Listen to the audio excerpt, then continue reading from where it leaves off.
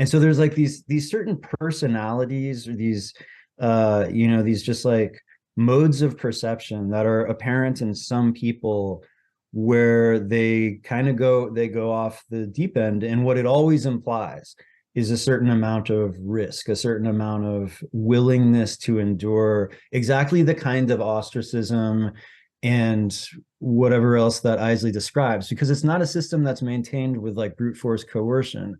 It's a system that's maintained by academics sort of being snobs and saying like, oh, obviously you've lost your mind and you've decided to do something silly and irrelevant and humanistic.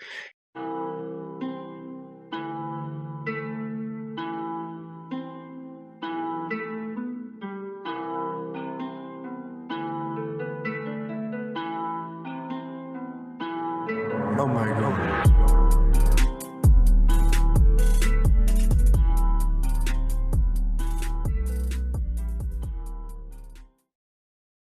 Hi, everyone. Welcome to ArtiFact number 52. I am joined for the third time for my conversation with Arnold Schroder. Arnold Schroder is a radical climate activist and researcher. He also has a podcast, Fight Like an Animal podcast, which discusses human nature, climate from I would call a left-wing perspective, but neither of us, I think, are truly left-wing in the conventional sense. We definitely have beliefs that would sort of disrupt it in that regard. And now we're going to be discussing a book that I assumed would have a lot to do with Arnold's own view of the world, Loren Eiseley's The Night Country.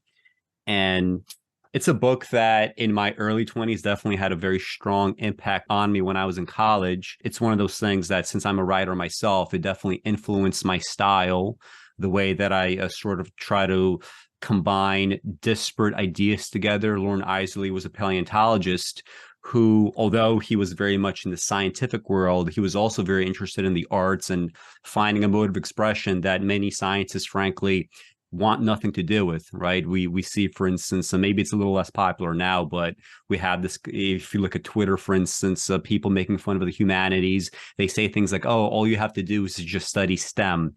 The only thing that matters is science, right? Hard sciences, math, that sort of thing. And of course, right, there's a very vast territory that's missing, which is how you manufacture values, what they mean, the fact that things can't truly be value free. And the way that Loren Eiseley combines these various observations, I think, is useful not only for scientists to take stock of, but specifically for writers. And since Arnold is working on something that we could sort of call quasi-fictional, futuristic in his own life, maybe there's going to be some overlap. So I guess we could begin with, Arnold, your initial impressions. Was my guess that this would be something that you would be very in tune with? Was that right? Oh yeah, I mean, it's kind of more concentrated in the first, I don't know, like 30 pages or something.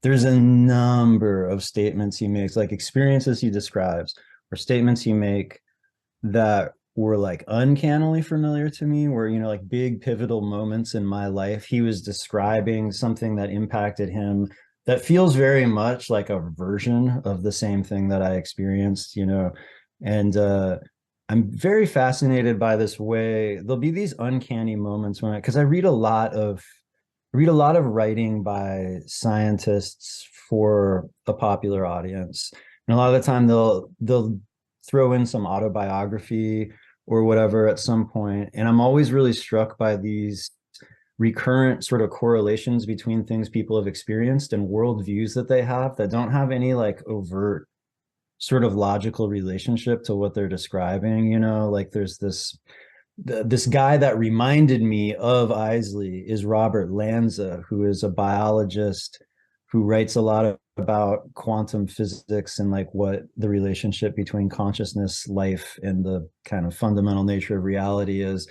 But he phrases some of like the problems with these scientific realms. He uses like phrasing that is uncannily like how I've talked in my podcast. I mean, like word for word, and he also describes childhood experiences that are exact, like these like weirdly idiosyncratically specific things that I've experienced. And I had the same experience with Eiseley when he talks about like the night, like his encounters with creatures of the night, with his sense of being one at points in time.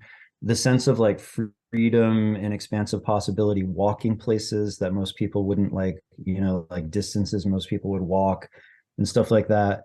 And so I was really, I hadn't encountered his work before, and I was really struck by what he was doing and just by his ability to kind of start describing something that you're not like sure. It's crazy how quick the impact occurs, where he is just like describing something he's experiencing, and suddenly it's like this torrent of bizarre otherworldly sensations. And I mean, it's like really skillful. I could easily see studying that quite a bit to try to emulate it, because that's such a gift to be able to just be talking about like walking to some city on a sparse plane, and then just at some point somewhere in the midst of like a paragraph, you're in this like very, very potent dreamlike state, and it's incredible. He's an incredible writer. Yeah. Yeah, I mean, the reason for my just taking him upon as an influence was exactly that, right? It's the ability to, in uncanny fashion, just combine these disparate elements, right? In a way where you could imagine, right, exactly why, for at least much of his life, he would have felt like an outsider, and possibly, I mean, to the very end, right? He keeps calling himself like a fugitive, right? That there's the category of person that he calls a fugitive, and this could be handled different ways. Like you could be a fugitive who, like, he has this one like wonderful description of the scientist that he knows, and maybe we'll read that passage where uh he's somebody with a very kind of sharp mind. He has a lot of like artistic sort of ambition, and yet he seems to be spending the majority of his life, not majority of his life, but a lot of his free time, just like watching these like dumb movies about nothing. And it's almost as if like he wants to escape something difficult or something else. But you could be a fugitive in a different sense, right? A fugitive in the sense that you can't quite you can't quite fit into the world very easily. I mean, till the very end, he has passages in this book, and there's like other examples elsewhere where he's just describing the fact that scientists and students would come up to him and say, like, Loren, like, what are you doing? You're supposed to be doing actual science. Why are you going off on these like flights of fancy? But the irony is, as a scientist, he says that he's made no great discoveries. That's a direct line from the book. I've made no great discoveries. And despite that, like as a scientist, he would probably end up being like, imagine like a century or two from now, when all these kinds of things really come into fruition, and he would be viewed very prophetic. He would be, more famous than many scientists working on real discoveries today, right? So that's another thing that maybe we could talk about, the whole kind of tension between the kinds of maybe contributions one can make to the world. Like you could be an artist, right, which is a much more abstract in terms of contribution, and yet you could be a scientist or some kind of medical professional with a more kind of robustly, more kind of like tangible, easily calculated contribution. But there's something about these more invisible contributions, like with Eiseley, that do end up in a weird way, like really kind of pushing science forward. Like if you look at the memoirs of, all the like top scientists, they're constantly talking about, this work of Shakespeare changed my life, or this poem really set me on my path, right? It's something that really, like, the arts have a way of like really building up tension. Then the dam bursts, and there's like a new way of seeing the world in that way. I feel like we've lost what used to be termed the naturalist, right, or the natural philosopher. Right, like David Hume could be a natural philosopher, but also has like a scientific mind. Right, you have those that are more kind of flagrantly perhaps scientific, like Francis Bacon and others, who, and it's kind of like at a time, I guess, before, where specialized knowledge was maybe like a little less relevant. Whereas like today, if you want to do real, let's say, work in theoretical physics, you're going to have to probably dedicate a very substantial portion of your life to it, right? If not the majority of your life to it. Whereas a natural philosopher centuries ago, you have Lucretius, right, on the nature of things, where he has his whole kind of like big theory as to, the big and small of the cosmos and how things come to be.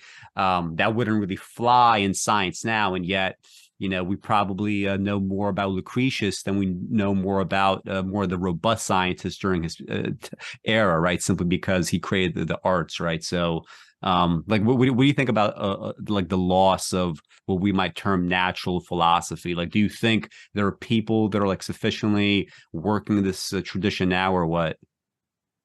Well, I mean, it's interesting because it's to a large extent how I conceive of what I'm doing, right? Like I'm not really doing it's novel. Like right now I'm actually doing a little bit of original research, but mostly I don't. Mostly I just read very widely and then I integrate scientific findings into a framework that they're usually excluded from that has to do with just why societies are the way they are and what sort of possibilities exist for them.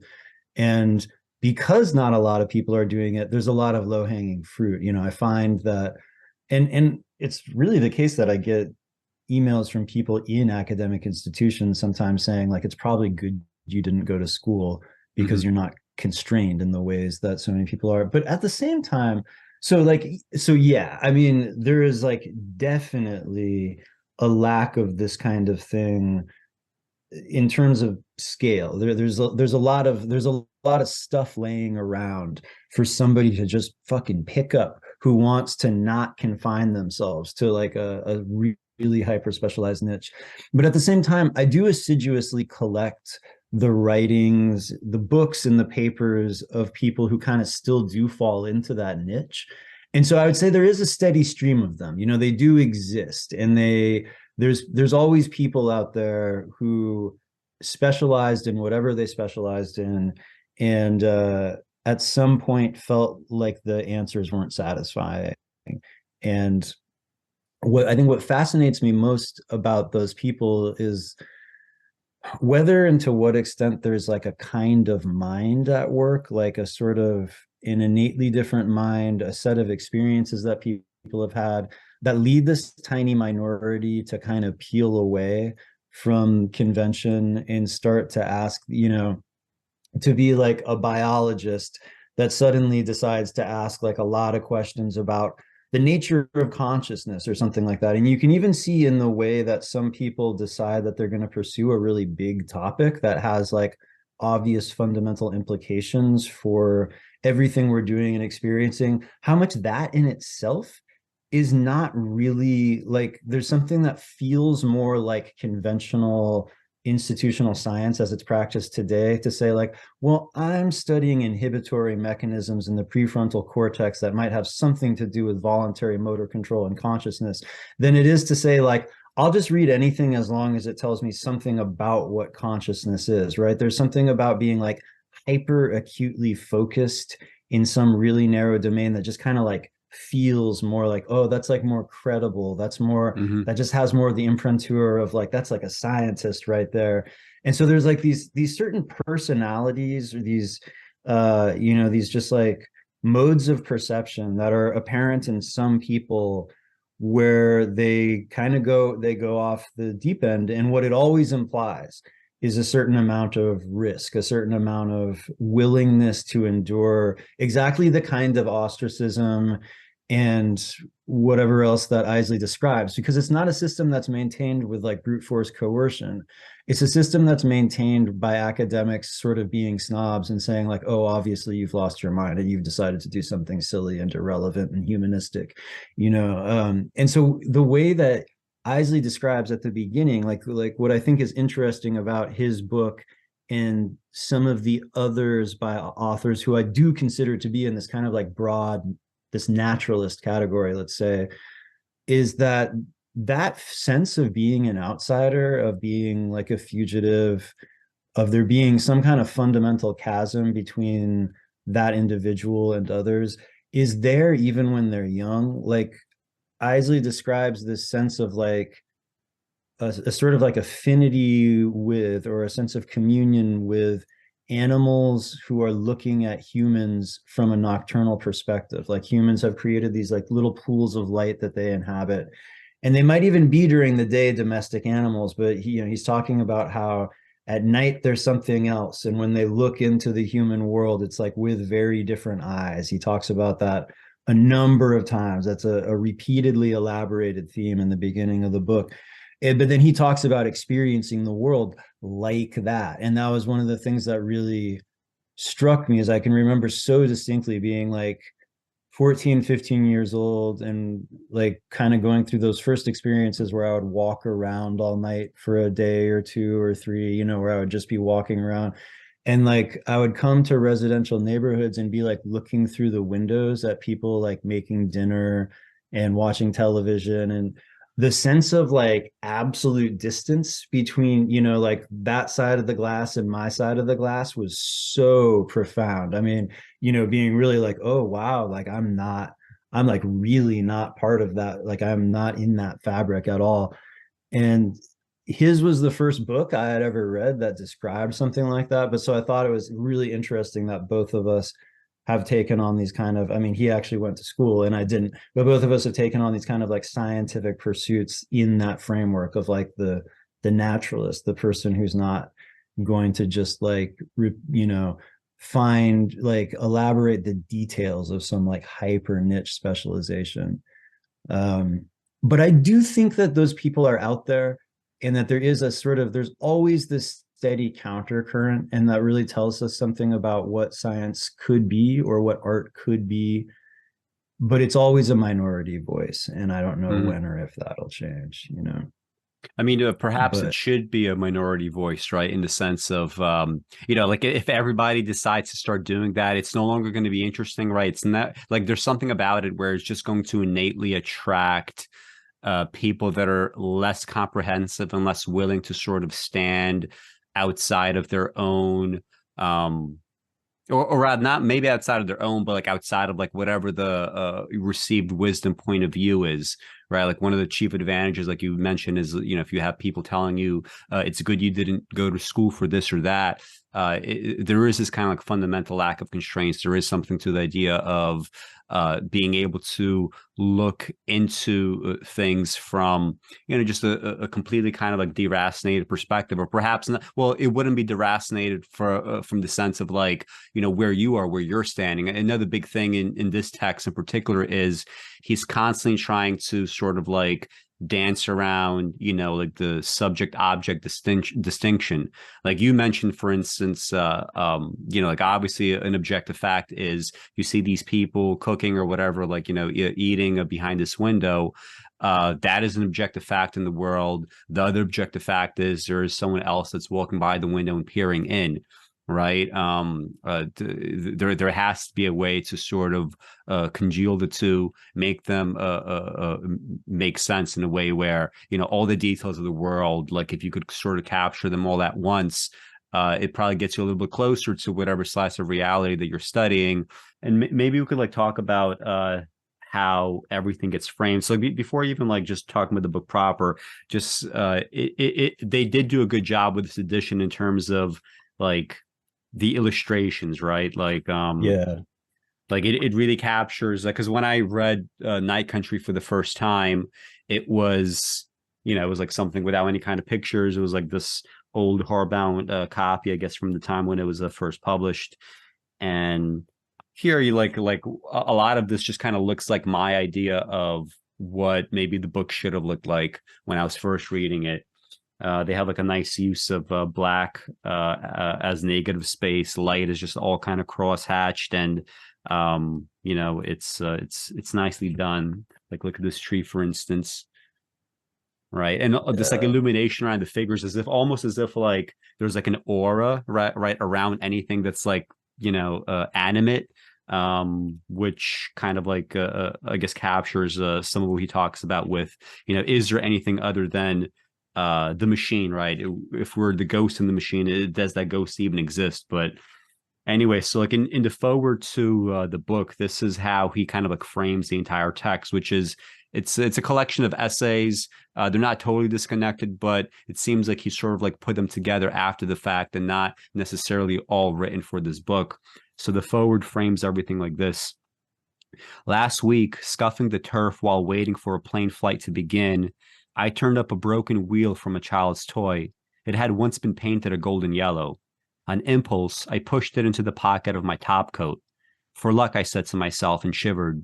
My mind ran instantly back along a dimension hazy even to myself. This volume, as all my readers will recognize, has been drawn from many times and places in the wilderness of a single life. Though I sit in a warm room beneath a lamp as I arrange these pieces, my thoughts are all of night, of outer cold and inner darkness. These chapters, then, are the annals of a long and uncompleted running. I leave them here lest the end come on me unawares as it does upon all fugitives. There is a shadow on the wall before me. It is my own. The hour is late. I write in a hotel room at midnight. Tomorrow, the shadow on the wall will be that of another. So, what do you think about that as a framing device, both in terms of just style, but also like what he's actually saying? Given that you've already read the books, like in hindsight, how does this forward play out again in your mind? Yeah, I mean, I think that right, they're not totally disconnected essays, and it seems like, at least in a number of cases, it's about moments where he's aware of belonging to a world that mostly circumscribes human experience most of the time. He's mostly talking about being in the shadows, looking into the illuminated room or whatever it is.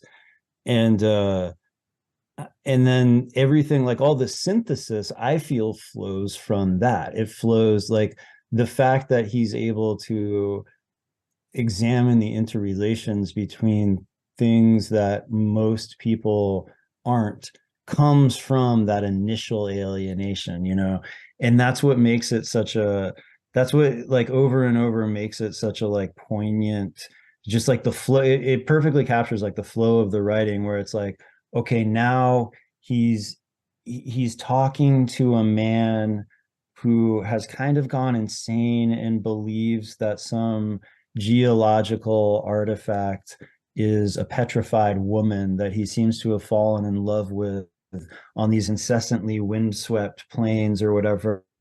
But then he's pivoting to, like, a really expansive discussion of yeah, exactly, like, what the, like, respective sort of the auras or whatever, these, like, light cones of awareness that seem to project from us all, like, what they mean and if they're real, and what happens when they interact with one another, when you get, like, a particularly strange sort of configuration of perceptions overlapping with another particularly strange configuration of perceptions. And it's like, but we're still out there on the, like, windswept plain, and he just, like, is mentioning the wind over and over again or whatever. And so it's like, in a way, I have this notion that traditional societies had, like, all these things about achieving some kind of state of knowledge or, like, vision or initiation through some kind of intense experience of, privation or suffering, sleep deprivation, drugs, dancing all night, going into the forest alone when you're 16 with nothing but a knife and not being allowed to come back. And that you get something out of that. You get something out of having these really intense experiences that's like a privileged knowledge, a form of seeing the world, an ability to comprehend things that privileges an extreme state of experience. And that scientists don't really talk about that, but it does actually seem like, if you look at the history of science, there's all these moments where people were having really intense experiences. Like, a lot of quantum physics came about because Heisenberg was having a fever or whatever. They came about because people were having these really, like, intense experiences. And it seems like he's kind of documenting that as, like, a potential path, right? That you could be like this fugitive, this night creature. You could have all these, like, very intense sort of encounters with reality. And as a result, you could know something that we might properly call science in some contexts, or just like an awareness of the nature of the universe more broadly. But he's like kind of like showing that mode over and over again, that those privileged moments of departure from ordinary experience that typically only come about when you've really fucked yourself up in some way. Mm-hmm. And I just think I mean, it's pretty brilliant. Mm-hmm. Well, what do you think about this whole kind of like dynamic? Like, so, I mean, it is called the Night Country. Uh, and especially like early on, like he's really like fleshing out this idea of night as well as running. He says things like, you shouldn't go, right? You shouldn't go to these like little places and these niches, but you will not listen, right? You keep getting drawn to these tunnels and these caves and these forests, both like obviously, in his own personal life, actually, in fact, but also symbolically as well. Yeah. What do you think about this role of like what is night exactly? Like just like in terms of evolution, but also just in terms of how, I guess like modern society kind of like intervenes in that way. Because it is kind of surprising to me on the one hand that like when you think back to many of your own kind of experiences growing up, I think it's probably a constant for many that so many of the best kind of memories and experiences, especially after the fact, right? Memory being something that gets kind of sort of goes through all kinds of permutations in your mind before it's able to become a memory, obviously, right? It's very selective in that way. Things are expanded, other things are limited. He has a line in the book, actually, the brain is remarkable not only for what it takes in, but also the things it chooses Yeah. to leave out. What do you think about the role of night in human experience, things like nostalgia? How much of it is just a matter of, well, maybe this is something that 100,000 years ago people or proto people wouldn't necessarily view in that way, right? With like pitch black, but now, like, if you imagine in the city, you could have many so-called positive experiences, even just walking down the street because you get street lamps, right? Compared to like anytime that I go hiking, like, and if it ever gets late, one thing that's becomes very shocking is how much of America is just totally pitch black, even if it's around houses. Like, you could step out on a road and you might not see a car until literally it's like 10 feet away from you, because it goes past the curve and suddenly it's the lights, right? All you see are stars.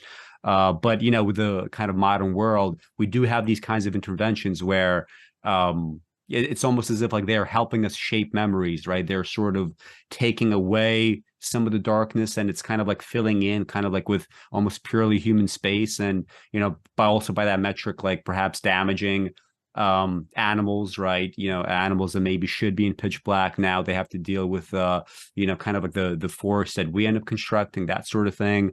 So what do you think about like the role of night in the book, and also like the role of night just kind of like in human experience? Why do you think this kind of symbolism works, I guess? Yeah, I mean, I think I think ultimately it actually probably just works because there is like a pretty intense, evolved sort of, I don't know, man. It's weird. Actually, my own personal experience, like I'm not sure where other people land on this, because when I was really like pretty young, say like 14, 15, 16, I would just camp all the time without any kind of light or any, I would just like walk through the forest until I was in, like well after dark. And then I would just lay down wherever. And I never experienced any of this stuff. But at some point, it's almost like, those years are supposed to be years of intensely exploratory, novelty seeking, like sort of not particularly cautious behavior. And at some point, this thing kicked in. It was really interesting to watch it kick in, because it was clearly not like a purely cultural artifact or whatever, or like the only possible state I could inhabit, because I didn't used to be like that. But, I watched this kind of like night fear kick in, this specifically like predatory fear. And maybe it was just because I had encounters, like I had had enough encounters at that point with like mountain lions and stuff like that, that I just like became more aware. I can remember when I was 15, a mountain lion screamed at me from like I mean, a few feet away. And I think that it was thinking about pouncing on me, but it screamed and then just ran in the other direction, because I think it was surprised by like the kind of animal I was. But like I can remember that almost not registering, being like, oh wow, a mountain lion just screamed at me. That, it's something to think about. But like it really not like registering on any kind of like limbic system level. And then yeah, it's like at some point that really kicked in. And so I guess I kind of assumed that there is just that very fundamental sort of like the night is populated, it's like feel that we get when we're in the dark. And that gives it this like very rich set of associations. But then I think it also works because we so like ever since, you sit around a fire with some people, somewhere, and you become very acutely aware that your ancestors really did do that for like hundreds of thousands of years. You know, it really feels like, oh, okay, this is a definingly human thing. Is like, here we are in this tiny pool of light. And so the moment you exit it and you look at the light from far away, there is this distinct sense of social separation, or, you know, like you've exited social consensus and all that stuff.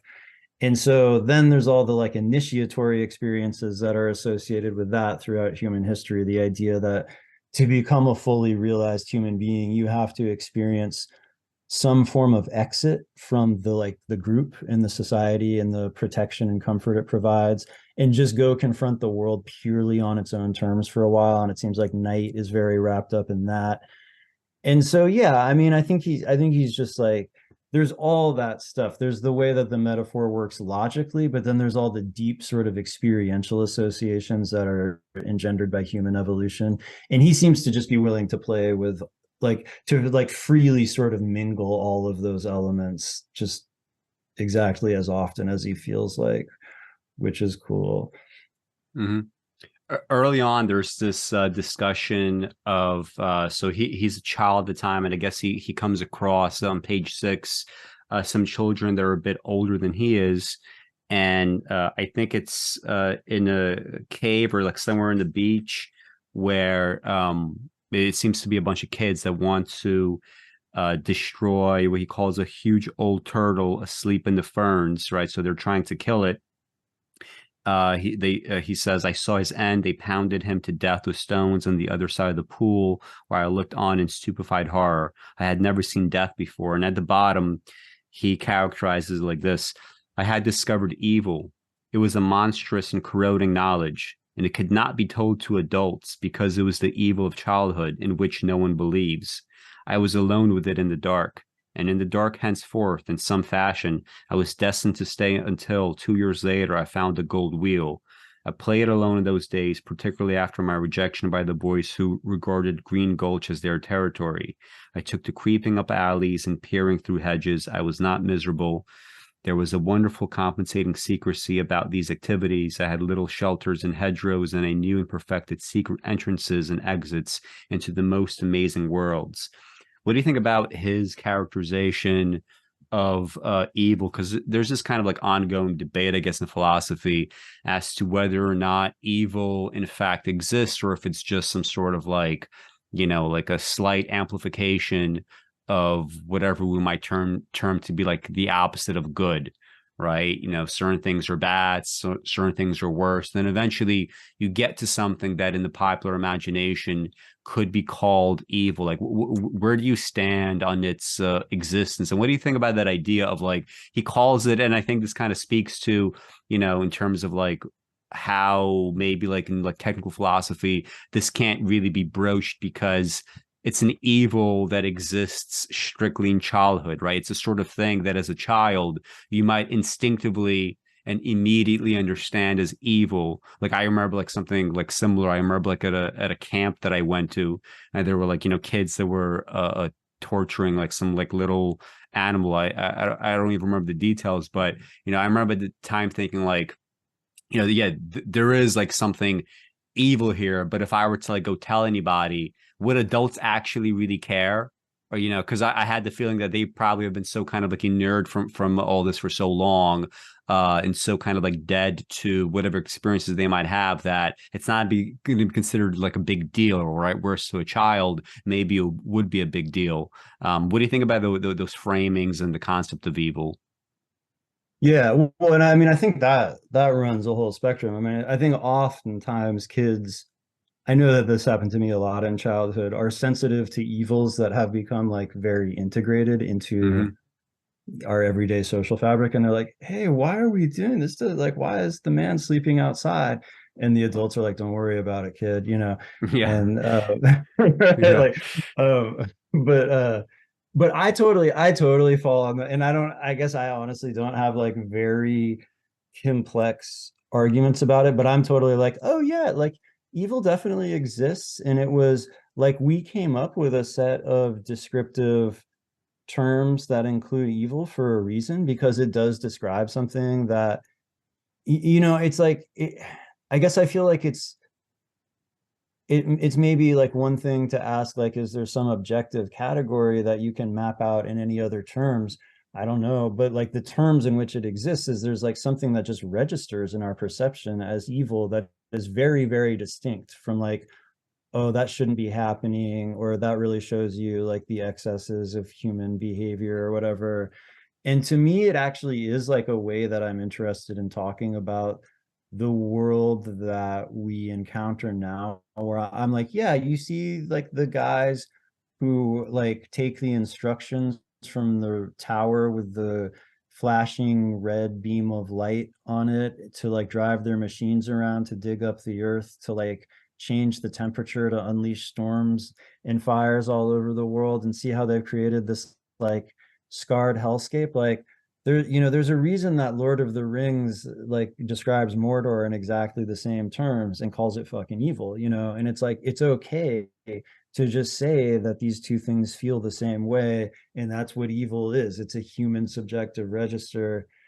But like that moment in the book, in terms of like the childhood association and all that, that moment in the book I felt was the first time that he did that thing that then happens over and over again, where he's describing something and there it suddenly is like transfigured into something that's way more than the sum of its parts. And like the moment when he talks about like the change in their affect and the, you know, like where, and just like kind of how it felt and how they looked when they were smashing the turtle. It's like the first moment in the book where there's one of those really uncanny transformations, and it's like suddenly we were one place and now we're somewhere very strange and vast and weird and very like electric feeling. But you know, he also talks in the book so much about uh like the multiple potentialities that exist within a person, and his sort of like his sense of opposition to these scientific descriptions of like what humanity is that are very static. And I think that there's also just really something like, what is so interesting about that is that those kids probably contained all kinds of different elements, and there's like what he's calling evil is something that was elicited in this one particular context at this one particular time. And there's just something kind of fascinating about how fluid the relationship between them seeming like innocent children and being straight up fucking evil is, you know. It's like it's and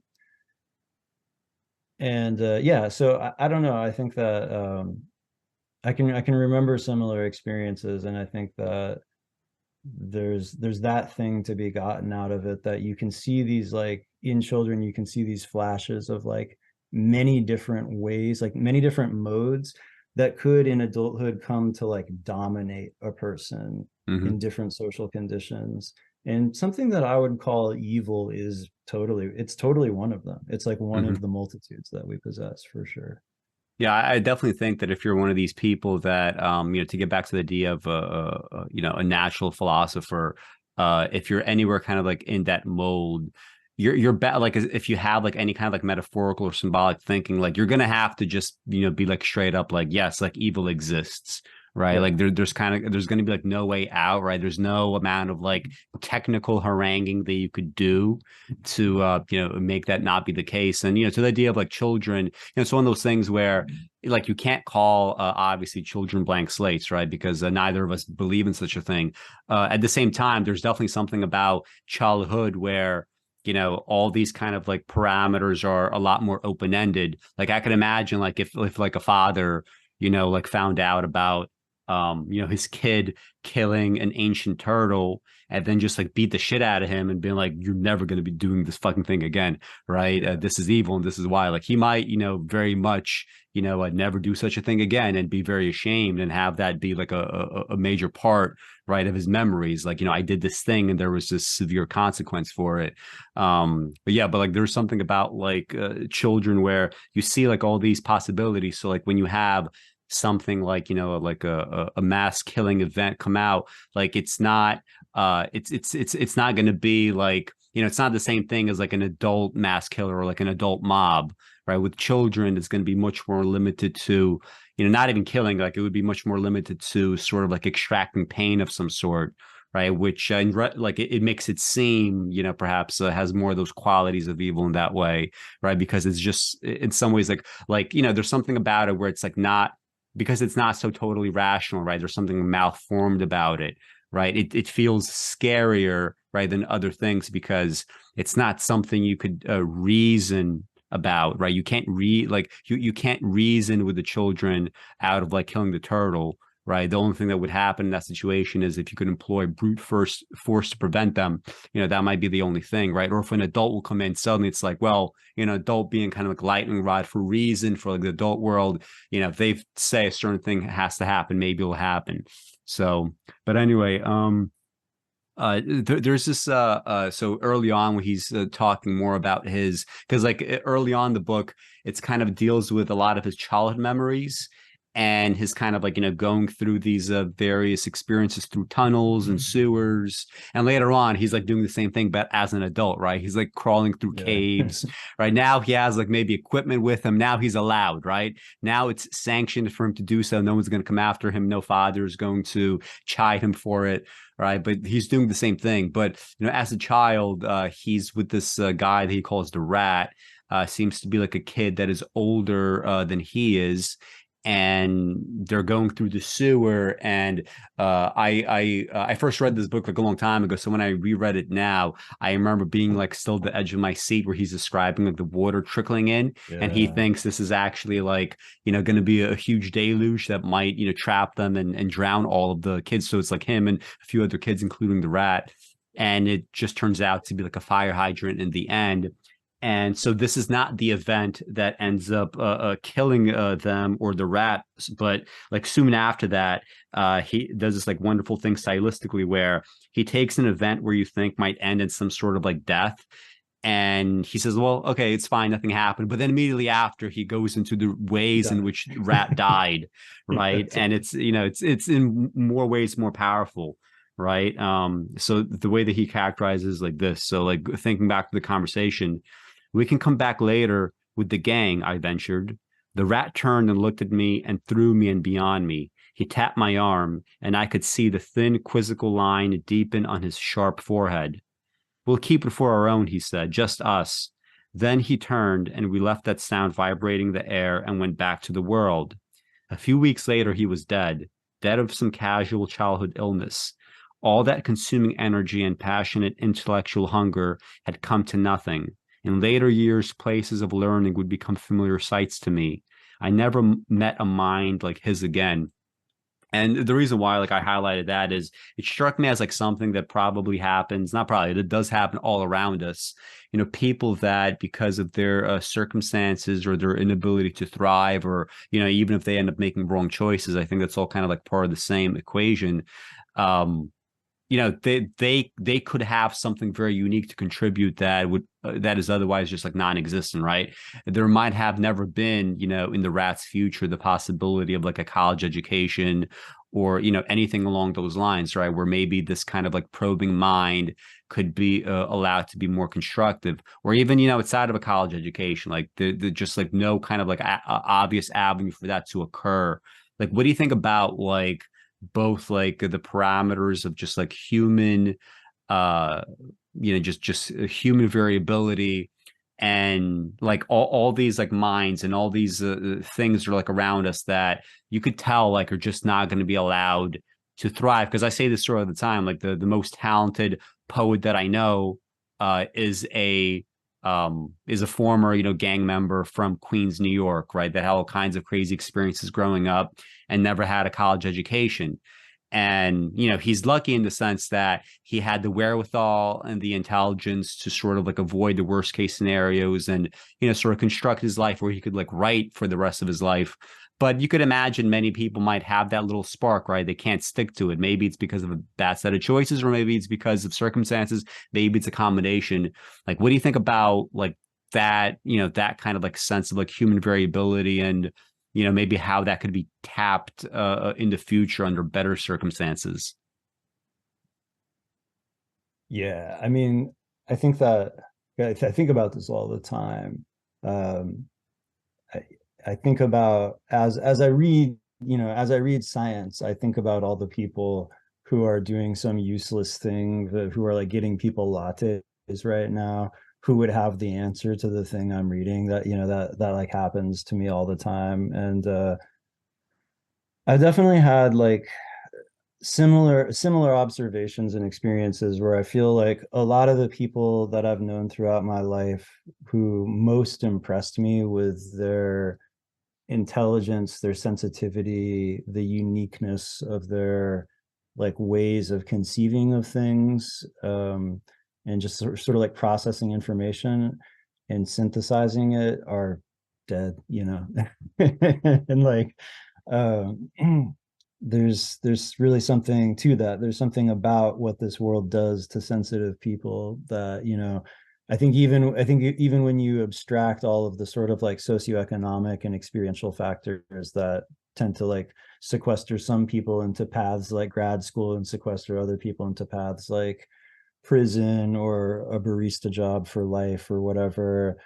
I think people who are more, it's like people who are just more likely to have the experience of watching the other kid smash the turtle and be really like, whoa, like people who are just sensitive to reality in some ways often just don't fare very well in our world because it really requires just shutting down so many capacities in so many really meaningful ways. And yeah, I'm really fascinated. Like, so I have my first like official scientific paper being published in the very immediate future. Um, and that's like, it's about the context is the ecological crisis and why certain academic disciplines are always associated with the power structure, and then it's people from another academic discipline who are like talking to these people in the power structure and being like, put on the brakes, like we are going over a cliff, right? And it's like there's these two very different kinds of minds that tend to self-select into these two very different echelons of the academy, and then those echelons of the academy kind of amplify the differences that were there to begin with, and then they end up having these conversations where they exist in sort of like mutually incomprehensible worlds. And these scientists are saying to these like power hungry fucking maniacs, like you have to do something that's contrary to your immediate enrichment, or else everybody's going to lose everything. And it's so like in that paper, I just used a lot of evidence about how there are psychological corollaries of like specialization into different academic disciplines and stuff. Like there's ways that we can kind of like inquire about the kinds of minds people have, that don't have anything to do with like a particular kind of science, but that are highly predictive of like what sort of scientific theories somebody supports, what kind of like science or other sort of academic pursuit they engage in. But I think that there's also a much richer and kind of more interesting landscape of variation that we really don't know about and we really don't know how to measure, that tells us about things that are more specific than like, do you become a geologist or do you become an engineer or do you become a lawyer, but that are like within those realms, like who really has, unique problem solving abilities, and who really like who's able to see relationships between pieces of information that other people see in really segregated terms, and I don't think that we know, I don't think we know the answer to like whether and how we would like measure or like kind of like identify this landscape of different kinds of minds. But I do think that the way that the current academic institutions are set up, and it's very important to acknowledge that, and this has been like quantitatively studied, that the paths that we go through in life in general in this society, and then in academia specifically, if that's what we do, definitely like amplify our differences. They give us all these like very, like whatever fragmented perspective we have, it ends up growing more, not less fragmented over time. And so for a long time, I've just been really talking with a lot of people about how we really do almost need some kind of counter system to academia that can engage people who come from more kind of like a greater variety of backgrounds, but also that just sort of affects more synthesis, that sort of like engages people in a more holistic fashion and tends to make them less like hyper amplified. I mean, it's the same thing that people talk about in the media landscape all the time, where they're like, oh, you know, all this hyper polarized media is like driving people into all of these like niche, irreconcilable perspectives. And I'm like, that literally started in the academy. Like what happened in the academy a long time ago is now happening in mass media, like internet information ecosystems now. And I really see this need for us to like seriously talk about how that has like really failed as a model in terms of a problem solving model. Like if the question is, can like science or the academic institutions like solve the problems that society is creating, I would say like it's hard to think of a better set of conditions to use as evidence for the answer being no than what we're currently experiencing. And then like they're just, yeah, needing to be something that we can all kind of like create together, that I don't know exactly like what it is or what gives it a sort of a sense that it's something real that exists in some sort of like formal definitive sense, but like there has to be some kind of like counter academy. There has to be something that we do outside of those institutions that can still like further research and further people's explorations in like the same way that academia is supposed to. Mm-hmm. So Loren Eiseley in chapter 3, he has this passage where he's describing himself at a dinner party, and there was a man that stands up to make like a little speech, and he says something along the lines of, man will turn the earth into a garden for his own enjoyment. And he's like raising a glass as he's saying this. And the point of the passage is to like describe like the rat that is under the table, that's kind of like, you know, rising up and almost like turning the speech into a mockery. And Isley writes something like, it seemed as if the rat would have been able to clap, he would have done so, right? And but at the same time, right, like it's because like you can't quite tell, right? Is this supposed to be a celebratory statement on the part of this man? Is it merely a statement of fact? Because it does strike to me as if like when you look at just human needs compared to the needs of animals, who knows if this is simply because human beings are capable of extracting, you know, so many resources from the environment, whether it has to do with the fact that we have this kind of like aesthetic frame of mind where we just have like certain needs. Like I often use the example of like in front of my house, like constructing a tree pit to like control like random garbage that gets, you know, thrown by like people just like walking around. And the fact that it took like hundreds and hundreds and hundreds of pounds of bricks and mortar and all this other stuff. And I mean, that's a lot of resources, right? Just so that I could feel good whenever I look outside.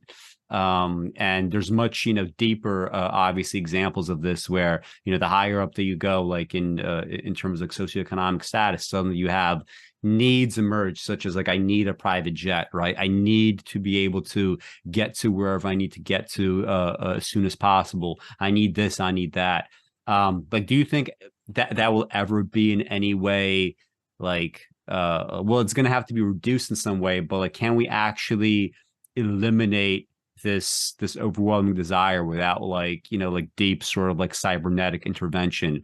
Are we always going to be stuck in a place where we're A, competing with resources, and B, those with the most resources, they can sort of continue to turn the world into a garden? Like, what do you think about all that? Yeah, I mean, I think in terms of human sort of like, you know, our just incredible consumptive capacity, I would put it into two categories that exist on that. You know, it's like they produce those curves that show happiness in relation to wealth or whatever, and it goes up very sharply in a certain region of increasing wealth, and then it really stops rising very fast at all. You know, it's like the first getting out of poverty, getting like some baseline security so that you know that you can eat and that you have a place to go and close a door and all that. That stuff like really drastically changes people's psychological states. But then wealth beyond like a really, I mean, I forget, but it's like the median income of fucking Mexico or something like that, doesn't really actually like significantly impact people's well-being. It's just this sort of like endless gnawing, feedback loop of like wanting more because it's made you feel good in the past. And Mm-hmm. so, like if you look at human needs in those terms and you're willing to like draw a line at that inflection point and be like, we'll call these needs, and like, yeah, sure, they're certainly more resource intensive than those of like any other species, really. But it's also like literally orders of magnitude less consumption than, people who are just caught in some cycle of like, I think that a lot of that really does come from, I don't know, I mean, it's not something I've really experienced, but I do think a lot of it comes from like there's like a sense of there's like a lot of self-aggrandization that is wrapped up in some of those forms of consumption, as opposed to just like a sort of like raw desire or need. And I think that we live in a society that's very much ruled by a certain kind of like very narcissistic idiot, and that I think that's something that really could just change. I think that's very optional, and that the like anthropological record is full of examples of people not living that way. And so like that kind of consumption is just totally not really part of like the constellation of human needs that I see. But it's still true with 8 billion people on the planet or whatever it is, that if everybody wants like, I don't know, just like the kind of modest life that I live, which is just not devoted to conspicuous consumption at all. But like it does involve like heating and cooling and reading, buying books and stuff, It's like that's not sustainable either. And I really do have this sense that I'm like really, really interested in trying to like figure out these kind of forms of human ecology where whatever it is that we do to meet our needs is not like, there's not a binary where it's like if we're getting something out of a piece of the earth or some organism that exists in it, that it's like that it inevitably implies destruction, right? It's like the environmental paradigm up until very recently has been one of sort of like drawing a line and being like, there should be places humans intervene and places that they don't, because everywhere we intervene for any need, destruction and tragedy follows. And so I've been like really, I mean, a lot of this is still sort of scientifically very tentative, but I've been spending a lot more time recently reading about like synthetic biology and sort of like novel human ecologies of like a variety of approaches to, like algae-based economies that toss a bunch of biomass in like a Yeah, gas, this is your most recent podcast episode, File Like an Animal, where you covered that. Yeah. Yeah, and I've done a ton of reading. Like that's like really just like the tip of the iceberg. But I really feel like that should actually be an aspirational, like I don't know what we'll achieve, but I feel like it's actually really important to be able to point ourselves towards some kind of set of aspirations where we could imagine like sort of continuing to like make our societies more complex and like just to like explore new terrains of possibility. Like I don't think we should think of environmentalism solely in terms of like limits and constraints, is I guess basically what I'm saying. Mm-hmm. Yeah. There's this interesting part that this is really what stuck with me most when I first read The Night Country on chapter 5, where he's describing the man on I think it was a Philadelphia train, just pages 62, 63, Yeah. where it looks like it could be a homeless man, I guess judging by his clothes, but the way that it's being described is, I had come into the smoking compartment of a train at midnight out of the tumult of a New York weekend. Oh, so it's in New York. As I settled into a corner, I noticed a man with a paper sack a few seats beyond me. He was meager of flesh, and his cheeks had already taken on the molding of the skull beneath them. His threadbare clothing suggested that his remaining possessions were contained in the sack poised on his knees. His eyes were closed, his head flung back. He drowsed either from exhaustion or liquor, or both. In that city at midnight, there were many like him. By degrees, the train filled and took its way into the dark. After a time, the door opened and the conductor shouldered his way in, demanding tickets. I had one sleepy eye fastened on the dead-faced derelict. It is thus one hears from the gods. Tickets, bawled the conductor. I suppose everyone in the car was watching for the usual thing to occur. What happened was much more terrible. Slowly, the man opened his eyes, the dead man's eyes. Slowly, a stick-like arm reached down and fumbled in his pocket, producing a roll of bills. Give me, he said then, and his voice held the croak of a raven in the churchyard. Give me a ticket wherever it is. And he takes it for the rest of the chapter as a kind of like a symbol for essentially where civilization, maybe ours, but maybe even innately, and we could talk about this, like, is civilization innately structured in a way where, you know, we're just getting a ticket to wherever it is, right? Okay. Who knows where it's going, right? Later on, he cautions the reader along the lines of that civilization is like this runaway, horse-drawn carriage that, like if you look below, right, there might be nothing underneath.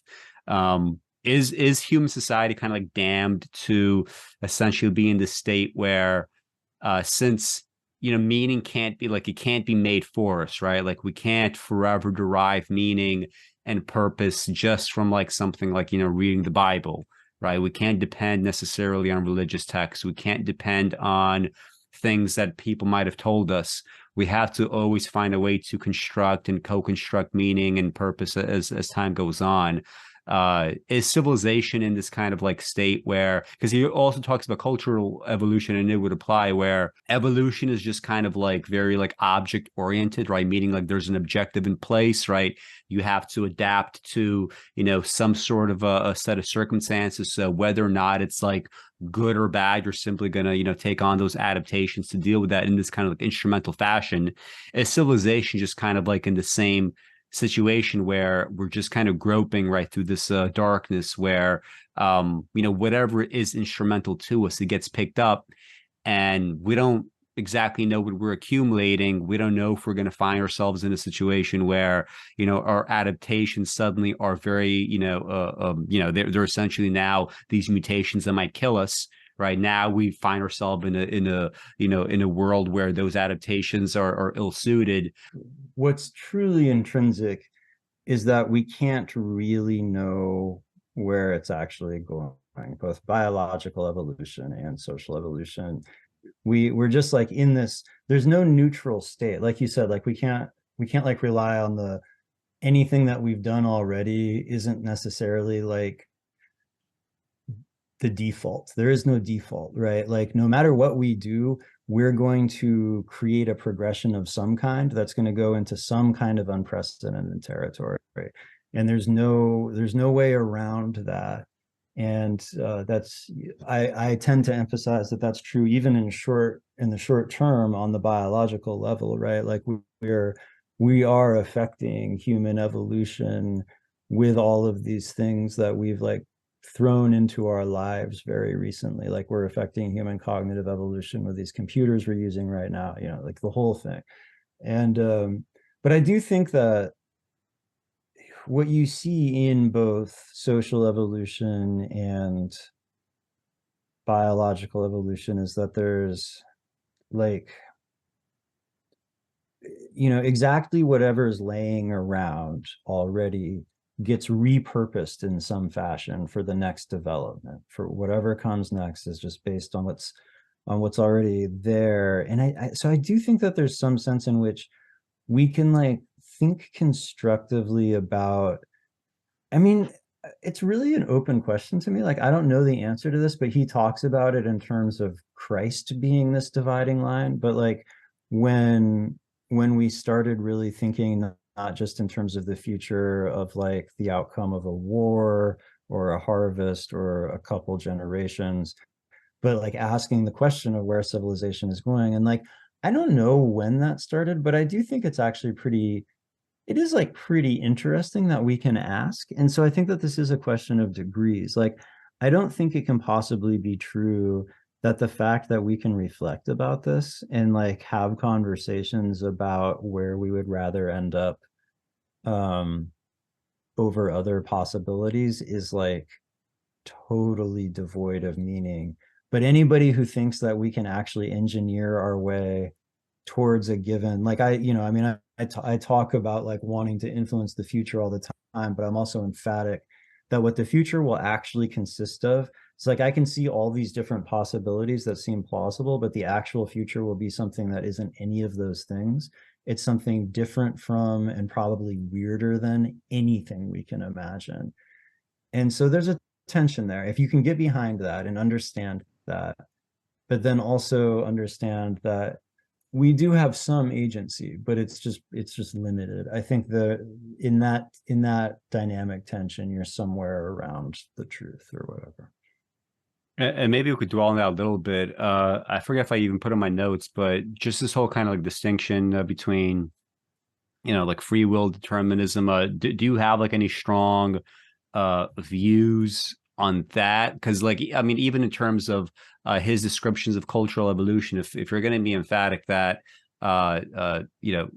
culture evolves similarly in the way that, just biological fauna evolve, what exactly does that mean in terms of free will? What does that mean in terms of just kind of like shaping human parameters in terms of like what is like available to you? Because I mean, like we could make the distinction between free will versus determinism in the kind of like very crude sense of if you accumulate enough, social kind of parameters, right? That's going to prevent you doing certain things. Like I don't think, for instance, it's a coincidence that we don't necessarily have too many blockbuster books anymore. If the kind of like way to titillate yourself is primarily going to be like, video games or Hollywood movies, right? Eventually the media changes. It's also not very surprising that the classical Russian prose writers of the 1800s, or like English ones for that matter, since they're all kind of writing in terms of, it's going to be serial publications, they're going to make their money through like submitting to newspapers. Like this is why you end up with huge tomes that maybe artistically could have done with a lot more kind of editing, right? But just for the sake of like, well, the writer needs to survive, we end up like we end up harming the thing that we really should get the most of, which is like great art. We end up harming that for the sake of like, well, we kind of like impose a kind of like, a tax in that way where like, okay, since we don't necessarily want to have like a logical way of funding this writer, we're going to do this in a way where essentially it's like a regressive tax where the world gets to have lesser art in exchange for somebody being allowed to produce it. So like, you have those kinds of parameters. But also just like, I guess in terms of philosophically, like, can we even discuss something like free will in the ordinary, like libertarian style of, there's choices that we make that aren't kind of like hard coded by events that occurred, 5 billion years ago, right? That, hard coded meaning like it's inevitable that X, Y, and Z would happen, right? Like, where do you fall on this, especially in terms of, I guess like biological questions? My intuition, it's sometimes like sometimes kind of like really baffled by the very terms that a lot of this stuff is phrased in. And Mm-hmm. I'm like, well, what do you mean? Where it's like people will talk about this. And of course, any choice you make, like the very fact that we have a system of perception and behavior that's complex enough to even babble on about whether or not we have choices, like that can only exist under certain constraints. There's Mm-hmm. like freedom really does come from constraint in biological systems. And that's, I think, been this very perennial misunderstanding that has pervaded a lot of like I think a lot of nature nurture debates are basically really like predicated on not understanding that, where people confuse these two very different things. So one is an intractability or an inevitability of outcomes, like we will always behave in a certain fashion, with the question of whether there's a great deal of structure generating, like biological structure generating our behavior. So like the idea of a blank slate is conflated with the idea of infinite possible behavioral outcomes. And they're not the same thing at all, right? A blank slate is like a computer with no software. It's not going to do anything. It doesn't have any freedom. It fucking can't do anything. And as anybody who like participated in early attempts at artificial intelligence is aware, the computer doesn't need just a few lines of code that say, here's your objective or whatever. It needs a whole bunch of lines of code that it imply all of this like very exquisitely elaborated architecture, or it can't fucking function, And so, but then what cognitive scientists, like people writing at that convergence of like cognitive science and computer science, point out is that all of that elaborate structure creates, it's like, sure, it's this massive set of constraints, but it also creates this exquisite sensitivity to contingency that gives the systems a capacity for more complex behavior than systems that actually have fewer constraints. And so a lot of the time it's like that feels like it's not understood. People are like, oh, but if you feel like you're deciding to do something, that's just the predetermined reality of an action potential and a neuron firing according to a law you're not even aware of. And I'm like, I know, but that's like, otherwise, like the system they're imagining as free is just like a howling void with like nothing. And so I hate to be all like, well, it's really both to every damn thing, but I No, but sometimes feel I like a agree. broken Yeah, record, yeah, you know? yeah.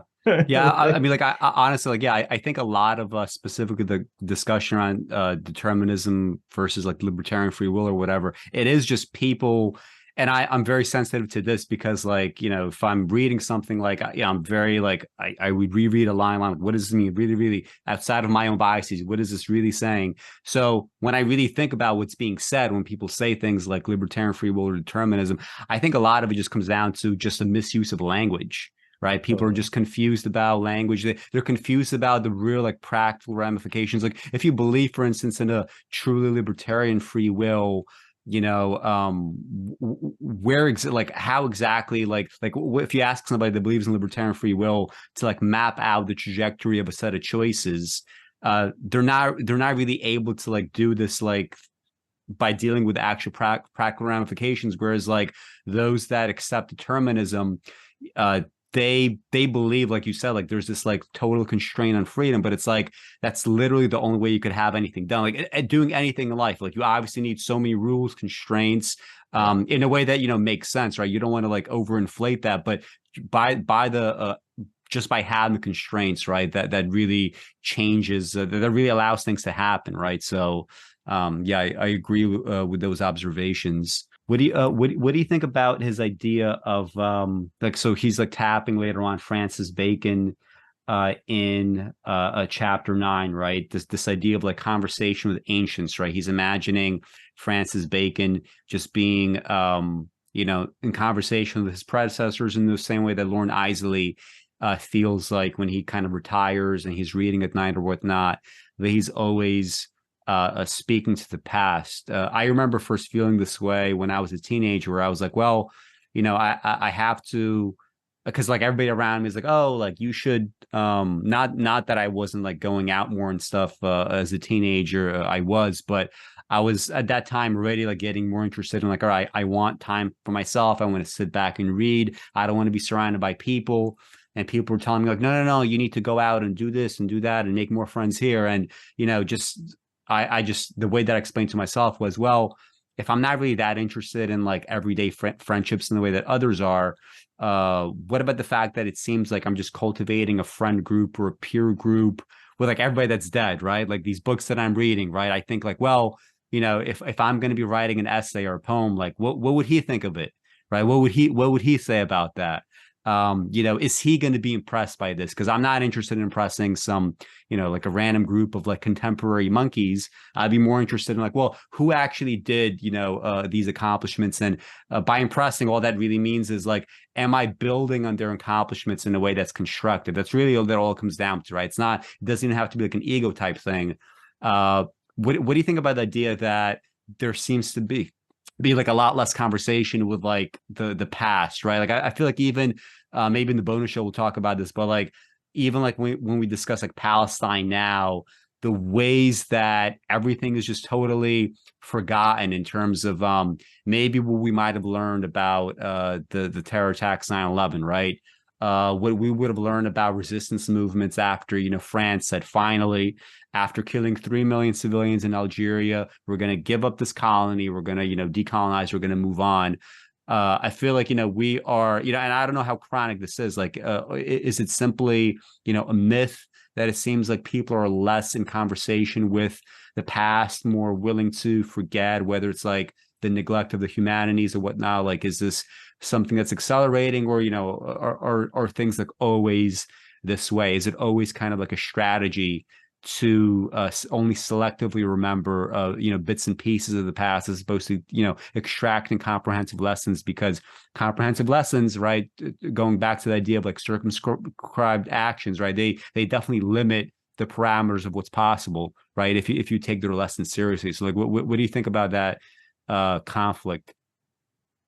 Yeah, I mean, I kind of see it in a broader tendency that I find really frustrating with people to, I mean, I guess where I've picked up on it the most is in political organizing, where there's these questions like, okay, here's this set of like chronic realities, these broad fundamental problems, and like, does like whatever we're defining as like our political movement or whatever, do we want to actually like address these in a meaningful way? And the tension that's always there is that masses of people, like if what you want to do is generate like significant sort of like mass engagement or activity of any kind, people have these incredibly fickle, fleeting sort of like frames of awareness where what they want to respond to is something really like novel that just happened, that has this like really ephemeral context. So like, it's like, to give an example, like people are burning fossil fuels all over the place, all over. And you could think about this systemically, but then if what you're trying to do is like get people engaged and motivated to like actually do something, they're way more likely to respond to like something new being constructed, or some like evil piece of equipment going on some ship to the Arctic or something that's like passing through your port or whatever. It's like the attraction to ephemeral novelty is so extreme that you end up like, that's just like one of my fundamental exhaustions as an organizer, is that I feel like I've been like waiting for the moment where we have like a truly fundamental political program, but we're just like responding to like a video of a cop doing something terrible. And so we Mm-hmm. can never sit down and like really like strategize about what the police fundamentally are, stuff like that. And so like I kind of see it in that context. Like I do think that there's something in our dopamine systems now with like how much incessant crazy stimulation we experience, that people are like, even if they're talking about very serious things, they're just acting like glitched out dopamine addicts, like they're acting like fucking crackheads, where they're just like, give me something new. Like, even if it's like apocalyptic and alarming, Mm-hmm. like the whole Trump administration was like that, where like he would do something that you would think like the liberal media would freak out about, and you would think they would maybe want to use that as like a strategic nexus to try to undermine his power, but then he would just do something else and they'd be like, oh, Mm-hmm. that's even like, that really upsets me even more, and it's Mm-hmm. like, I'm like, yo, crackhead, calm down, like focus Mm-hmm. a little bit. And so that just kind of feels like this really intense temperament that does seem like it's kind of changed. Like I do feel like people have gotten more like that in our lifetimes, and that it's sort of like really palpable in a way. um but there's that other part of it that's like maybe like a deeper form of that question, where I think that I think that in order to have that conversation with like the ancients or with, people who are like engaged in a network of ideas that are being disseminated over time, you really need to be able to, you have to have like a certain kind of stimulus responsiveness style where you're not like, you don't crave like crazy intense like overstated stimulus all the time, and then that like opens you up to feel, because I definitely feel like a very active sense of like, I read a paper and it answers some question I have, and I feel this real like emotional, like I'm in dialogue with this person understood the same thing I did, and they actually went out and got the answer to the question that we both had, and it feels really like intense. Like I get a flood of emotion out of that. But in order to have that experience, you have to like not shoot up, constantly changing Hmm. like reward stimuli and like attention grabbing bullshit like all the time. Hmm. And that's something that like that category of people, that would be such an interesting category of people to study at this point. Like people who can still read books, right? Because there's not that Hmm. many of us. I read more now than I ever did probably, but like most people really stopped reading about 10 years ago. And like people who just kind of generally aren't like quite as wrapped up in these cycles. I don't know, like what makes those people and like what do we all think or do? That would be like a really fascinating population to study. Yeah. And well, that's the thing. Like I often think like, well, on the one hand, you know, I don't want to keep up with all this bullshit, right? Like now they're telling Yeah. you got to now master all these AI tools, and granted, like I think it's going to be like a big part of a human culture, but a part of me is just like I don't want to deal with this kind of shit at all. Just like leave me alone with this shit. Let me just do what I've always done. But I feel like there's definitely an acceleration of things to keep up with. And it's sometimes hard to like go through like what's valuable and what's not, because I mean like right now with a lot of AI stuff, it's not very valuable. The 2022, 2023, a lot of it was just kind of like very overinflated, right, in terms of the promises, Totally. not in the long term, but in the short to medium term, definitely. Like I remember like recently I had like two very negative AI experiences. One, Amazon sent me some protein bars that were expired. And for the first time ever, I was not able to speak to a person. Like they were not, nobody was picking up. It was a robot on the other end. And I kept saying expired, expire. And they just had no idea what I was talking about. And then it's like a goodbye. And the second one was like a random video, like a movie review of mine, got flagged by YouTube for cyberbullying and harassment. So I have to go through this like goddamn training. They're like, no, so they're like, sit down for this training. It's gonna take 15 minutes. It actually took about two minutes because I guess people really don't read, right? They would have Yeah, a yeah. trouble reading and answering a multi-choice question.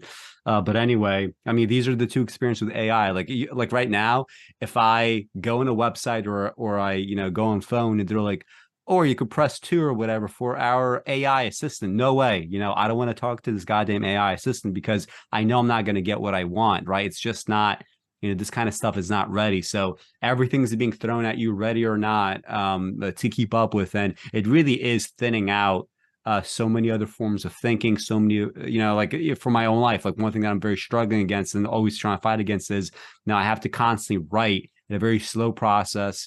Doesn't matter who reads it, who doesn't. Like you have to do this for yourself, and you have to do this for the future, right? I mean, like because eventually this kind of stuff is going to be studied. The pendulum is going to swing back again. So, too bad that we exist under these circumstances, but we can't choose the circumstances, and we also can't choose ultimately what we should be doing, which is this. Like it's if you have that compulsion, I mean, just kind of go for it. um Maybe actually we should just, because like we still have a little bit of the book left, but I don't want the public show to be too long and get slammed by the YouTube algo. So maybe we'll actually the remainder of the book we'll discuss in a bonus show, and also we're gonna discuss some other things on that show. So, for instance, I want to talk about a thing that Arnold recently started. I guess you're calling it the World Tree Center. I'm Yeah. not sure if that's still the name, so we could talk about that. Maybe some more comments on AI hell. Recently, in the last month or two, there was this article in the Intercept on this, I guess you could call him a climate economist, let's call him, to be charitable, William Nordhaus, who has recently been kind of rejected by more and more mainstream people as like his modeling being very optimistic in terms of the long-term effects of warming. He said something like 5 degrees Celsius might only contract GDP by 10%, which is like, I mean, if you know what 4 degrees does, right, which makes most of the world uninhabitable, I'm not sure how you come away with that, but we could talk, because another thing is like whenever you and I talk, I feel like, I don't know if you're a harbinger of something, Arnold, or what, but every single time that we talk, the world is more and more out of control. Maybe it's just a factor of just like at this point, we reach a stage where just like the passage of time, give it 3 months, the world's going to be a little more out of control.